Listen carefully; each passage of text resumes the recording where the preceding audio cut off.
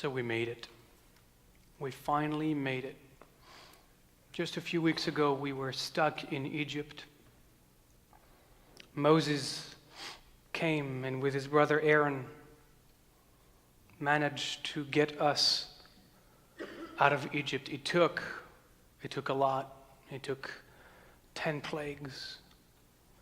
It took going back and forth with Pharaoh, but eventually we made it out. And we started to run away from Egypt. I mean, however running could be done when the census tells us there were about 3 million of us. And we started our journey through the desert.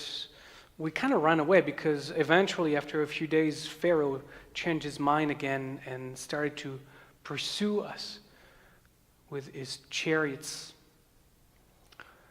But everything went well. We managed to cross over the Sea of Reeds, often confused with the Red Sea. The Hebrew is actually the Sea of Reeds. And we find ourselves on the other side of the sea in safety while the waters drown the chariots of Pharaoh. And then we continued on our journey through the desert of Sinai. And this week, as we open the Torah, we finally find ourselves at the foot of what in Hebrew is also called Har Chorev, Mount Horeb, which is another name for Mount Sinai. And as we get there, God speaks to Moses and tells Moses to tell us that we need to get ready, that we have 3 days to prepare, because God is going to come down from the heavens onto this mountain and address each and every one of us. We hear this message. We hear the voice of Moses announcing this incredible pronouncement. And obviously the first thing we do as we begin our process to get ready for this awesome meeting ahead of us is something that makes me laugh every time. We go ahead and do the laundry. I mean, seriously. Moses just told us, you guys, you have 3 days. In 3 days, God is going to come and talk to us. Now go do the laundry? It's very interesting, because I'm also wondering, after so many weeks wandering in the desert, where were they taking their washing machines with them? Where did they plug it to have the water and the soap? And then I got to think, maybe the Jews invented dry cleaning.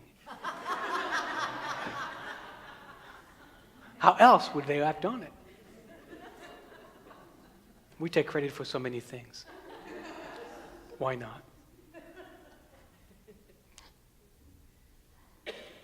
But it doesn't work, it doesn't compute. The first thing you're going to do is not just get busy. When such an announcement is made, you don't go around and get really agitated and start doing stuff. That's not how you get ready for a meeting like this. No, I believe that actually it's not what happened. I believe that all of us, the whole nation, got together and sat in silent meditation for 3 days. How else would they prepare for such a meeting? I believe that the washing that was talked about was nothing that had anything to do with the outer world. I think as we sat in meditation, the practice for us was an inner cleansing that needed to take place, an inner letting go, really, an inner purification, a surrendering into this moment, an allowing. That was the work we did. We entered into a meditation retreat. How else do you get ready for a moment such as this? I imagine all of us, all 3 million of us, at the foot of the mountain in this amazing community of meditation practices.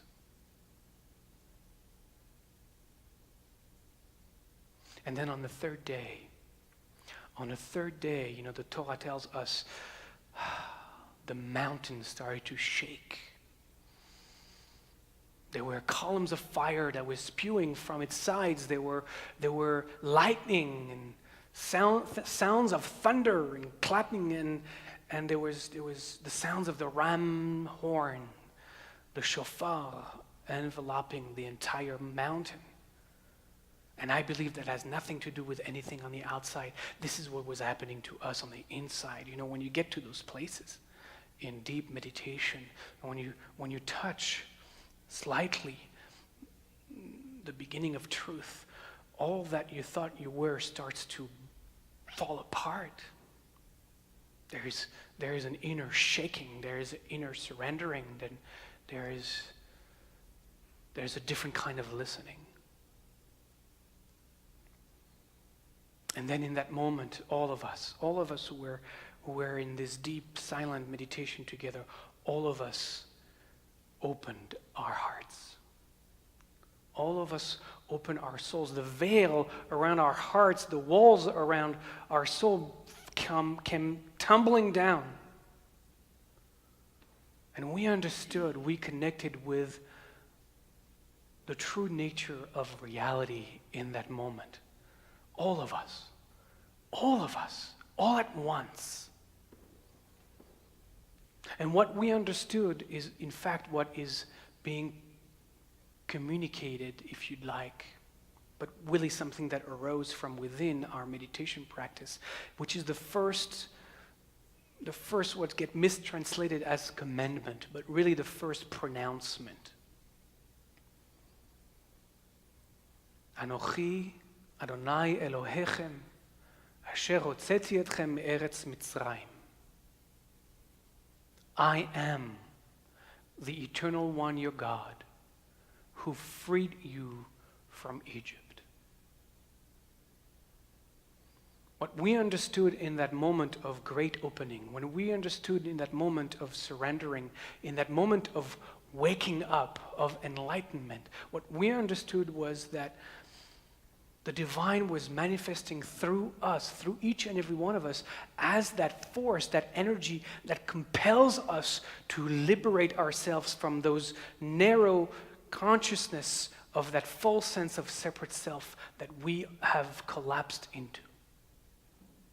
It is that energy that pushes us to leave that Egypt, to leave that false identity behind, to break free of its hold on us, to realize that we are more than the little me encapsulated in this meek body of ours.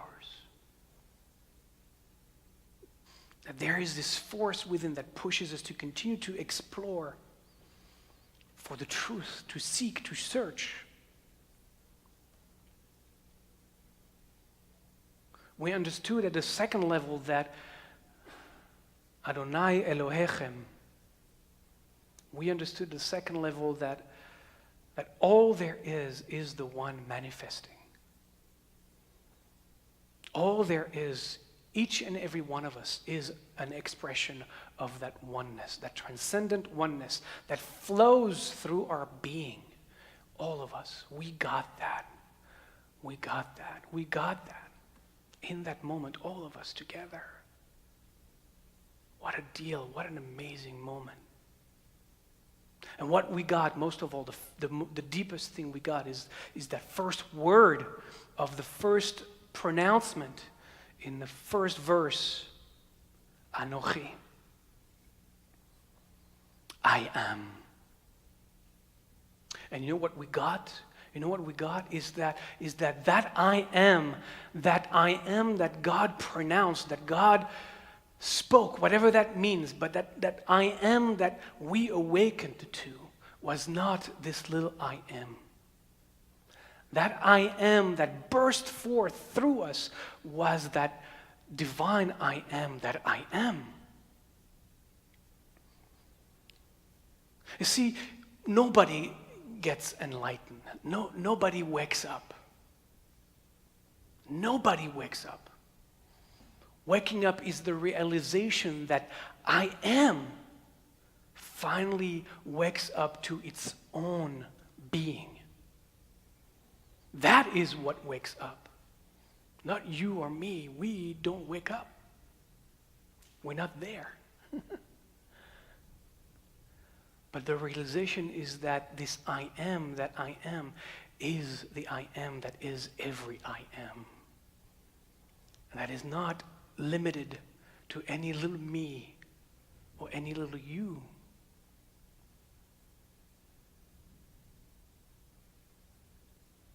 See, waking up is not about us.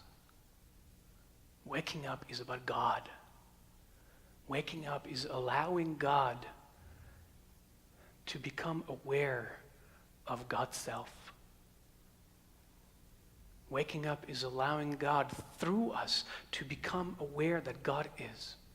And as far as the Jewish mystical tradition is concerned, this, in fact, is the purpose of each of our life. This is the purpose of us being here.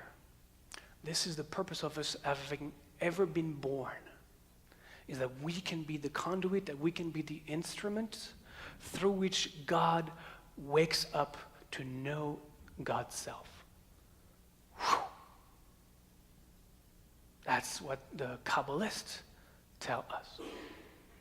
And they start with this story. I'm going to share this story with you. It's an amazing story, but that's the story they tell. And I have to bring you back, so far back that you wouldn't know how back it is. I have to bring you back to a time when there was no time. I have to bring you back to a space before space. I have to bring you back to a time, well, I couldn't even say that. I have to bring you, I can't even say that. But before anything ever was, there was God. But there was God before anything ever was. God was the absolute eternal nothingness. Nothingness.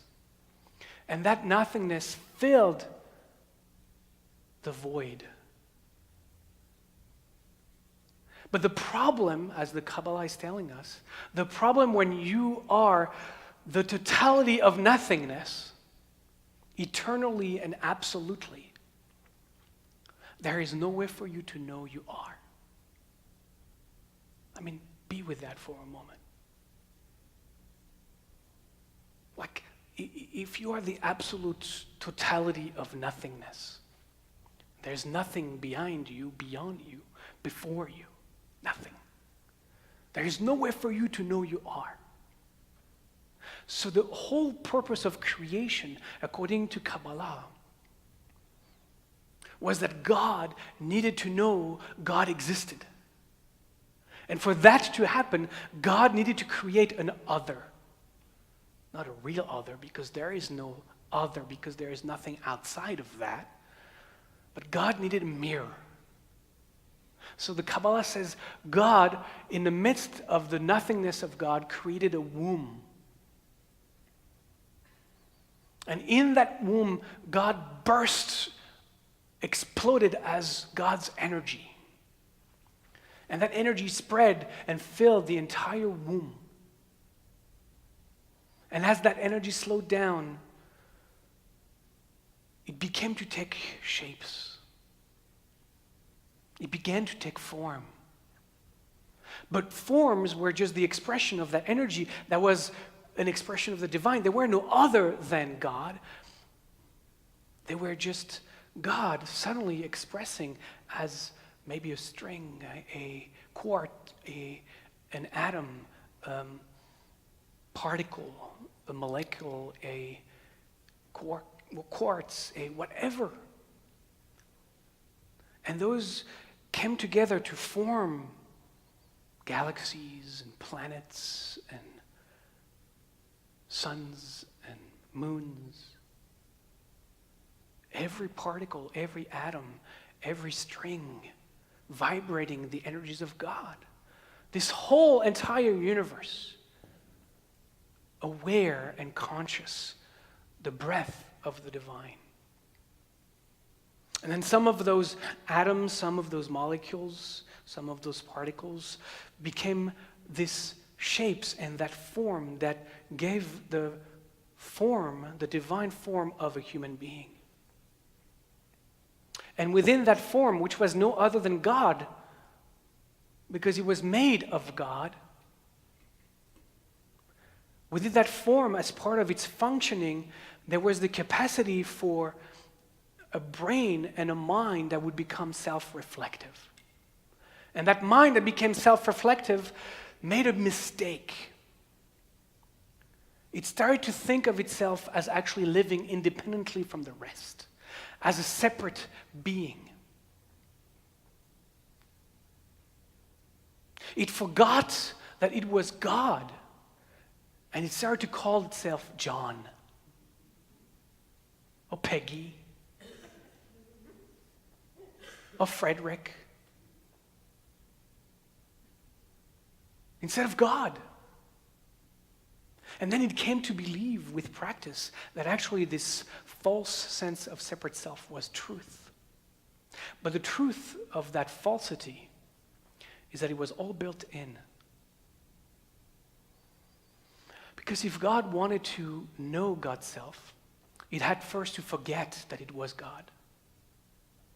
You know, if you're the only one playing chess and you're playing both sides of the board, the only way you're going to have any fun if by the time you move to the other side of the board, you forgot you were the other person, right? You know what I mean?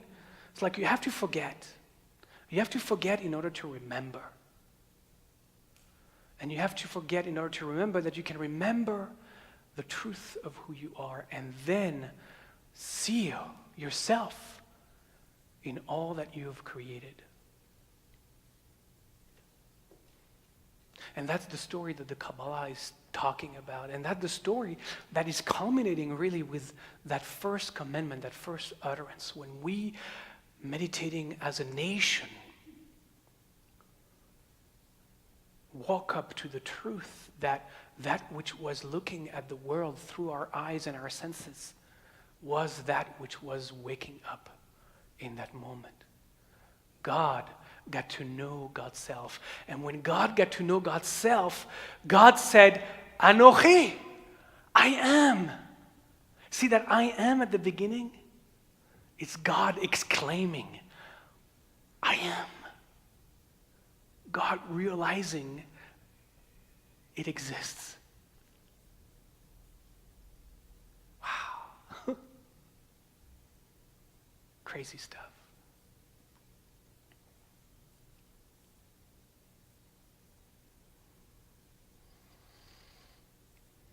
What would it feel like if you held for a moment the possibility that you are not looking at me right now, but God is?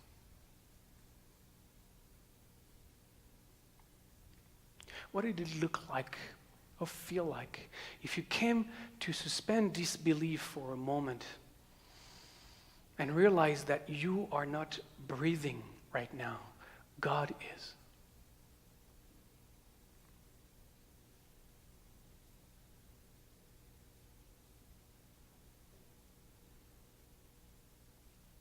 Could it be possible that you are not walking or talking or sitting, but that every moment God is?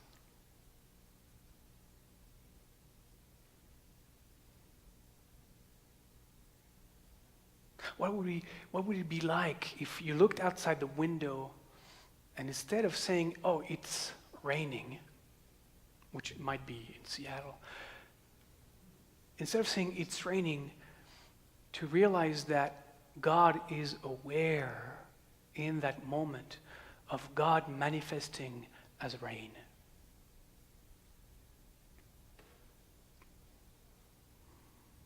Because waking up is not that impossible.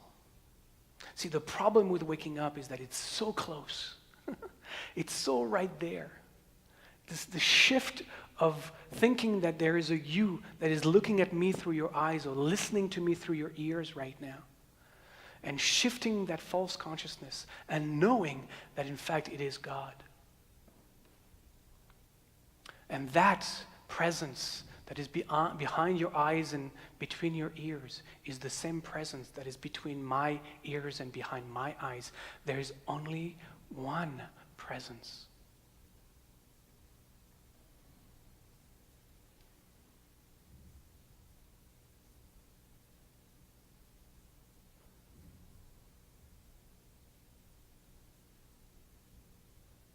And this is our life purpose. This is the reason we were put on this earth. As far as our Jewish mystical tradition is concerned, this is why you and I are here. We are here to wake up so that God can know it exists. She exists. He exists. May we all step into the footprint of our mystics. May we all fulfill our destiny and wake up to the truth of being that animates all of us. Amen.